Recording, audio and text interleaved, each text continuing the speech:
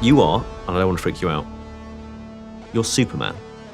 If I was really committed, I would have gone backwards out of my chair at that point, and the thought did occur to me. But I hadn't checked my 6, so I couldn't commit. We hadn't put the pads down. Yeah. Next time. This also means you're Clark Kent. How the heck did that happen?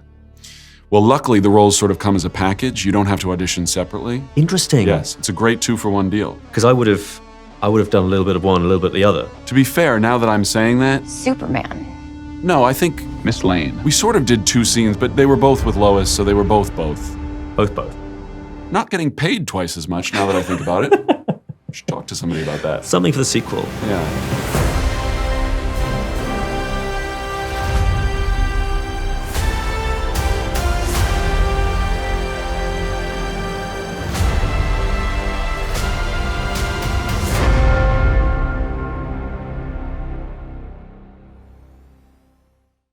So where did it begin for you? Well, it began sort of as a vague idea that was planted in my head and then in the head of some of the people that I work with, where people found that it was a sort of a shortcut. When describing me to somebody who didn't know me yet, I was told later that a good sort of shorthand was, if they ever make a new Superman movie, he'd be a good fit for it. You look like Superman, and you speak Chinese, and you had money, and hugging you is like hugging a steel shipping crate.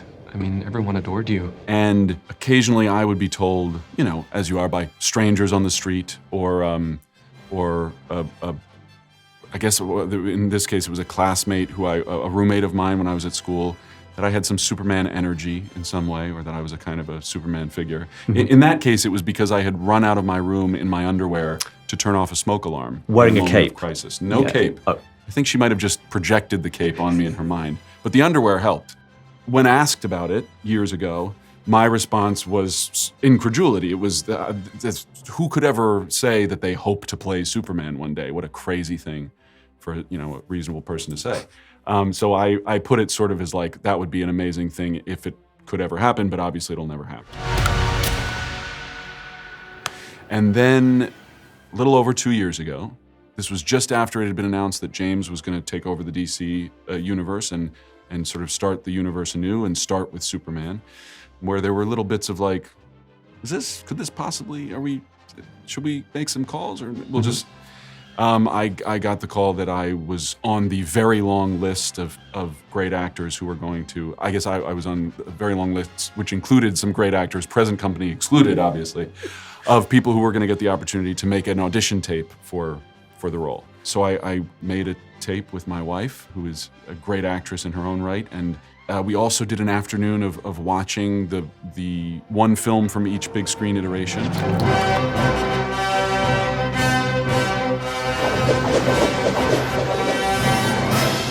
Hey, Jim! Whoa! Excuse me. That's a bad outfit! And that kind of got me in the Superman headspace, and it got me talking about Superman.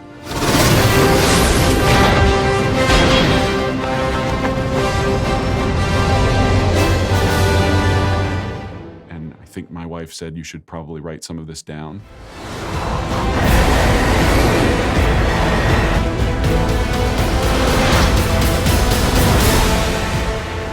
So I wrote a little letter that I sent along with my audition tape. And then I promptly forgot about it, as you do, because usually, it doesn't work out, and so you don't want to dwell on it or think about it too much. My wife did say, very sweetly at the time, I was talking exuberantly and effusively about my thoughts about Superman. Mm-hmm. And she sort of looked at me and went, I think you might be the person to play this part. And I was like, that's very sweet of you to say, but obviously not. Mm-hmm. And then a couple months later, maybe a month and a half later, sort of out of the blue, I got a phone call from my agents saying they'd like you to screen test for Superman. And it's you and 2 other actors. And that is very rare. Usually it would be, well, they want you to make another tape and they have some notes or some thoughts, or maybe you get to talk to the director and get some thoughts about what he actually wants you to do. But instead it's 33% chance now. And you get to go to LA for a weekend and screen test with some Lois Lanes. Well, we didn't know at that point. I think it became clear later that there was going to be some costume work as well. and some stunt work, which I was very excited about. A little wire evaluation to make sure that we were okay with heights and with flying around. And spinning around shooting lasers out of your eyes. Yes, which I usually don't do. Not in every audition. Not in every audition. I was told early on that would put some people off. You're good. Thanks. Yeah, very good. Let's roll, please, and action. James, I hate asking you this question. It feels a bit cruel because you've been asked it so many times. Cruel. You'll see. Ali, we've known each other a long time. You don't need to be cruel with me. Wait. You can be kind. Can I? Here's the question. 2 words. Why David? First of all, he looks like Superman. Hey, you know what? Get out of here!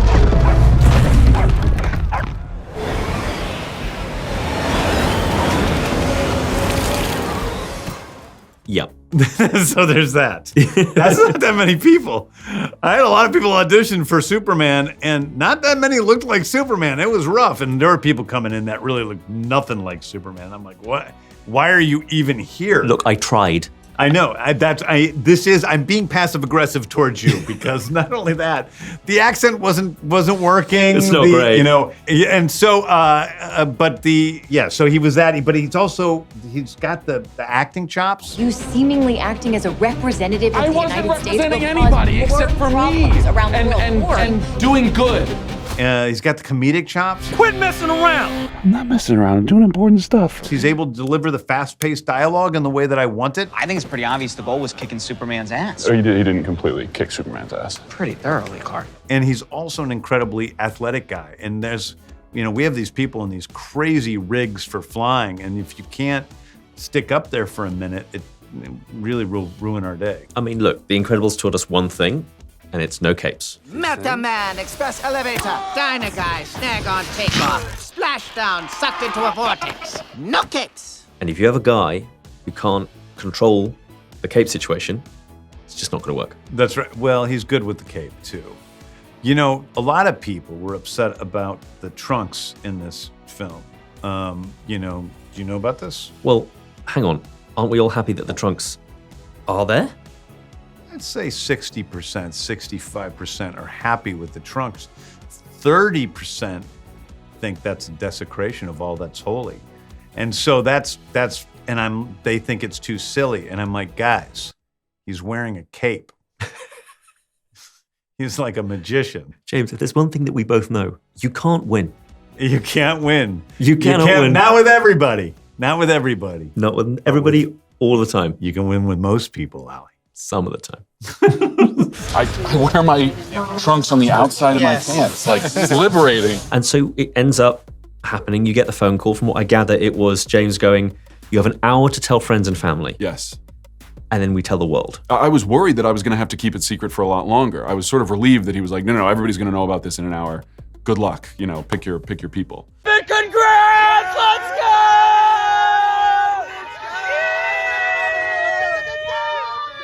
That's our Superman, baby! That's our Superman, baby! Yeah! So aside from your wife, who of your friends and family freaked out the most knowing you got the gig? I have a very relaxed family, so there wasn't a lot of freaking out. There was a lot of sort of... Yeah, I'm Superman. No, it obviously meant a lot to them, but it's a lovely sort of solemn, relaxed, like... We're not going to freak you amazing. out. Yeah. But the person I would say who freaked out the most was my high school theater teacher, who is also a wonderful actor, and he was the one who convinced me to audition for Juilliard and prepped me with my monologues for my audition, and I actually got to tell hours after the news broke, because he had been in a radio interview talking about his play that he was doing in Philadelphia at the time.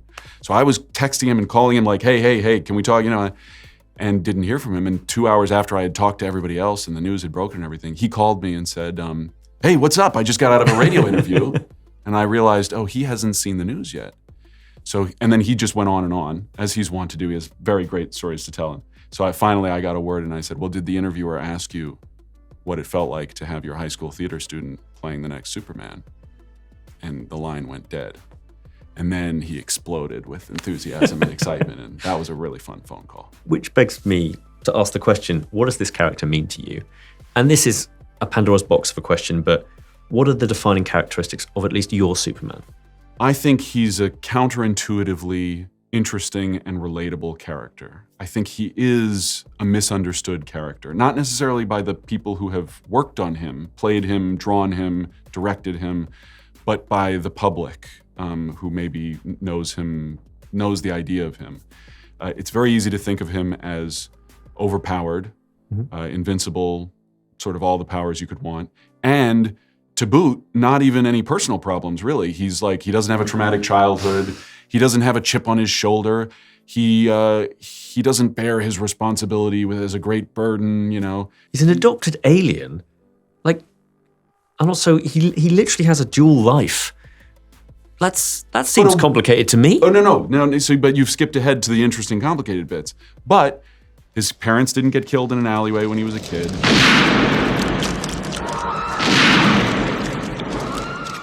He wasn't partially responsible for the death of his uncle, as Peter Parker was. You know, that's a hell of a way to start being a superhero. He had a wonderful upbringing by a very loving adoptive family on a farm, and then moved to the big city and got to start being the coolest superhero ever, and also gets to play this awesome human part of Clark Kent, cosplaying as a reporter most of the time. The point is that you're right. There are, ultimately, the thing that is so relatable about him is that he is lonely. That despite the fact that he is surrounded by these wonderful friends and he has this supportive family and a wonderful relationship with Lois Lane, he's not a human being. And he's not from this place that humanity is from, and he wants to belong here, but he doesn't know whether he really does, ultimately. He doesn't share the vulnerabilities that bond us as humans. The human heroes, the everyday heroes in our lives, are heroes because they come in and save the day. That's what makes people heroes, is when they show up to bad circumstances. If we weren't vulnerable, if we were all Superman, you wouldn't need a hero. So humanity is bonded by their vulnerability and the fact that they're going to die, and Superman is sort of left out of that, and he wants desperately to be a part of them. So that loneliness, that feeling of being loved by humanity and loving humanity and being a part of them, walking among them. Superman. Sort of that feeling when you're at a big party, but you still somehow feel like you're desperately alone. And I think everybody has felt that at some point, or will feel that at some point. In some ways, that's the ultimate human experience, is that feeling of isolation and alienation. So paradoxically, again, that's Superman's central struggle, and in some ways it's the thing that makes him the most human. Can I just say, that is a very good answer. Thank you. It was a very good question. This guy. You can stay. They've always been wrong about me. I get scared, but that is being human. And that's my greatest strength. I think that Superman is somebody who we wish existed so that the world didn't suck so bad. I think that he does represent kindness and hope and looking out for people who need to be looked out for and protecting the innocent. And I think that's something that people are thirsty for in the world. Well said. Superman has always been a symbol of hope, and Superman always shows up when you need him the most. And I think that means a lot. It means a great deal in this moment right now where there's a lot of turmoil going on in the world. Superman is somebody who believes in the power of people. He believes in humanity. He loves them. He chooses to walk among them as an alien.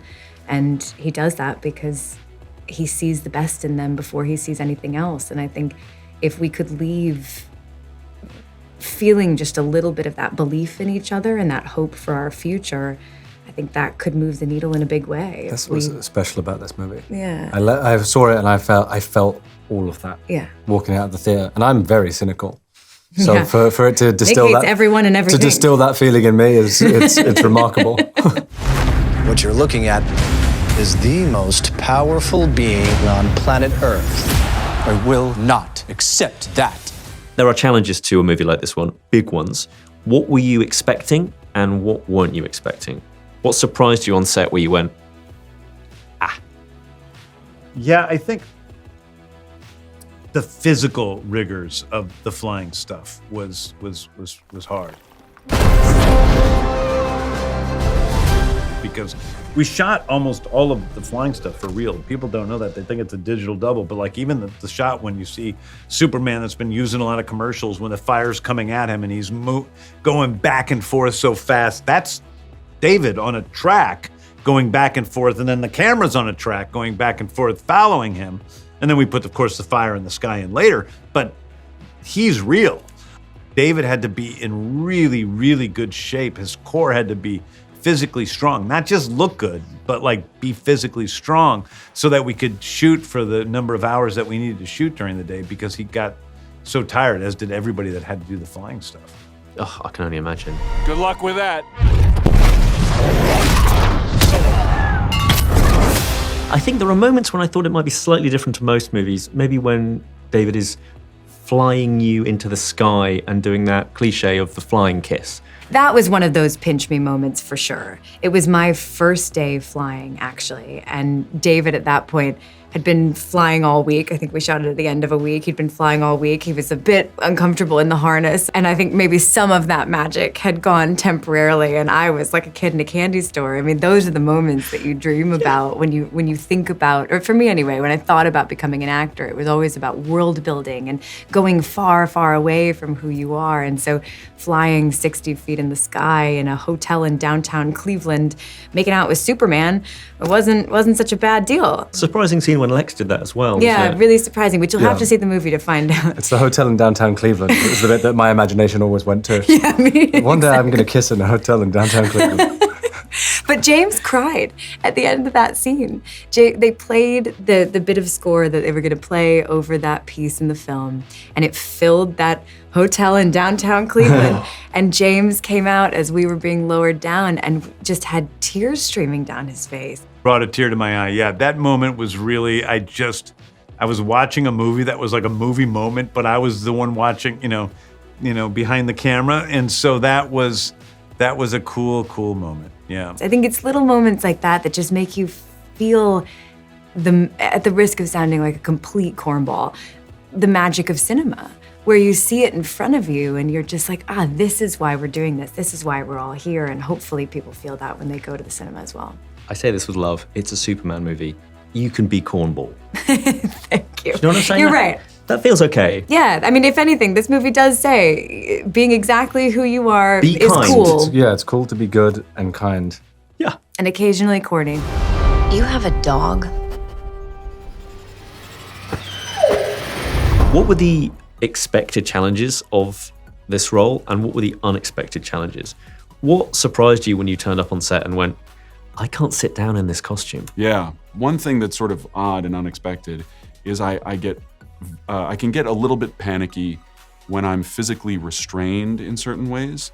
Truly like wearing socks and then shoes on top of the socks. If I get aware, it's laughable, but the feeling inside is real panic. It's not like a pet peeve, like, oh, that annoys me. If I become aware of the fact, as I'm doing now, as I describe it, of my sock inside my shoe, I have a real strong urge to take off my shoe, take off my sock, and like have the freedom. Mm-hmm. And the thing that gets me through is that I know I could take my shoe off and my sock off if I needed to. Now I wouldn't, and you're obviously not in your presence. But if I'm in a situation where I know I can't, if I'm watching a play or a movie and I can't extend my legs, if I can't stretch my legs out. Yeah, but also imagine you're in that outfit. Well, so this is the thing. So the costume is incredibly restrictive. In every point, it's like squeezing you at every point, but it's also sort of pulling you together in different weird ways. Very hard to bend or sit or even, lower your head with the collar. And it takes about, especially at the beginning, it took about 8 minutes to get out of. It wasn't like zip, you're free. It was okay, well, we need to unbutton this and then unzip this. And so I the first time I put it on, I thought, oh God, I'm gonna spend hours and hours and hours in this suit. And I started to panic a little bit about that. And it was completely unexpected. I hadn't thought about that fact. Stop, Crypto, leave it. Ow, stop. Ow, stop it. Crypto, ow, stop it, stop. My solutions were two mainly. 3. I got used to the suit a little bit. My dresser, Scotty, was fantastic, a real fierce supporter of mine, and was always saying, like, do you need a break? If there's no time, I'll tell them that I need to make an adjustment and we'll get you out for a minute. And then the third solution, oh, now I've forgotten the third solution. Get out of it quick and... Well, hello. Look who's here. Dolly. Hello, Dolly. Music.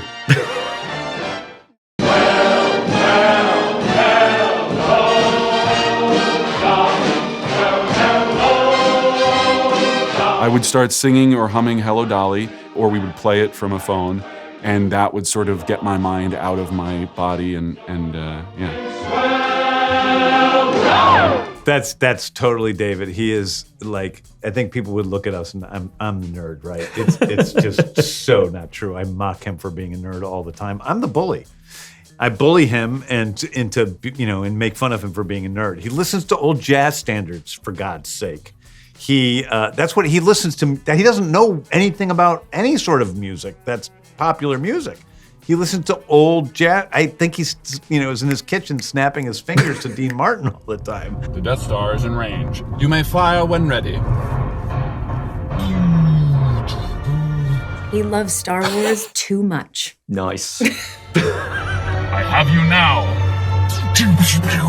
What? Yahoo! You're all clear, kid. Now let's blow this thing and go home. Yeah, you know what his big problem is? He's always quoting things and I don't get Me quotes. too. So actually it's my problem. But he's always quoting things and I'll be like, what are you talking about? Why are you saying that? And But it's he like, says it's a quote from something. But he says it like it's just so a sentence. quickly in passing. Yeah. And then And it's we're all always just like- quotes from things. And I'm like, he only talks in quotes from movies. There you go, that's his Yeah, he's a problem. real cinephile. Screw that guy. If there's one thing I hate, it's people who love movies. That is my absolute Really bugbear. tough, and especially their retention of all these quotes. Oh, great Ugh. memory, great taste. Yeah, Person. horrible person. What is this? Would he ever say in real life, "What the hey, dude"? Oh yeah, definitely. Crypto! What the hey, dude? I thought you destroyed the whole... He talks just like Superman does in the movie. Yeah, I'm telling you, this guy's a nerd. He's a nerd. So, you're in the suit, you're on set, it's happening. What would you say was the least glamorous moment, though, on set? Because the movie opens with you being dragged by, let's be honest, a CGI dog by the cape. You know what I was actually being dragged by? A man in a black onesie. Riding a... sled. Snowmobile. Which was pretty cool.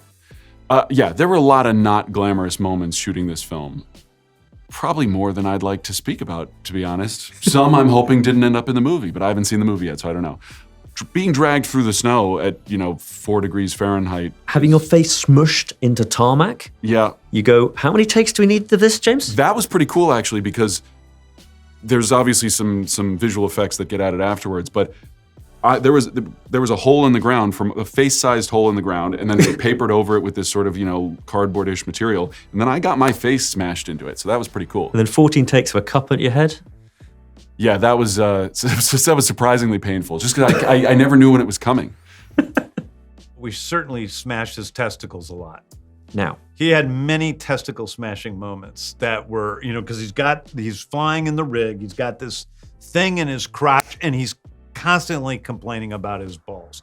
I am happy that his daughter was born right before we started shooting, because I think it's over for him. Are there specific scenes we should look out for where he is obviously in quite a lot of pain? Anything with the hammer of Baravia at the beginning, I think you see that look of anguish on his face. That's because he's got one pancake ball. Able to say that? When he's saying eyes up here, it's like, please don't look down there. He's saying eyes up here because my scrotum is hanging from a string.